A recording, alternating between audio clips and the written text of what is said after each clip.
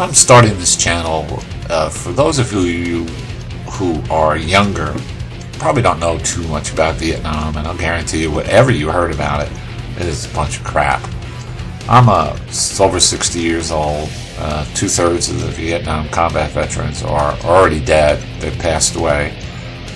So you don't have too much time to ask too many questions from people, especially since Vietnam veterans normally don't even talk about what happened to them in Vietnam, or how they were treated when they got home, or how they feel about people trying to rewrite history, saying that, oh, this didn't happen, that didn't happen.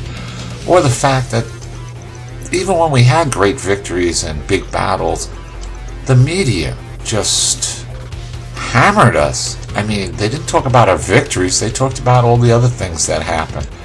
It was just so upsetting to most of the veterans, and probably only our family members and closest friends, put up with us and were nice to us face to face. An urban legend that I really tease me off is the one about spitting in Vietnam veterans' faces. Well, most protesters tried to make themselves feel goody-goody by saying, hate the war, love the soldier. What a bunch of crap. When I got on an airplane after I first got home, I don't think I was in the United States more than 2 hours, and I got on an airplane to fly home. A woman comes into the plane right after me, refuses to sit next to me, leans over, spits in my face, calls me a baby killer, and refuses to sit in that seat. Well, they had to delay the fight for a while until they could find somebody who would come and sit next to me in my uniform. Well, finally they did. I thanked the guy, and then it went from bad to worse. I just can't believe this. The guy next to me on the other side had his earphones on, listening to some kind of player, and all of a sudden he leans over and he goes like this, and he bumps me a little bit, and he goes, what was that all about? I said, oh, that woman was real upset, and she's like very upset that she would have to sit next to a Vietnam veteran. I'm on my way home from the war. And the guy looks at me and he goes, Vietnam?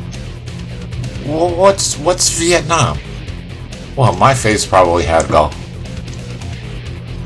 And I just looked at him. I said, oh, it really doesn't matter. And I just looked forward. And I sat in that plane in a trance the whole time until I got home.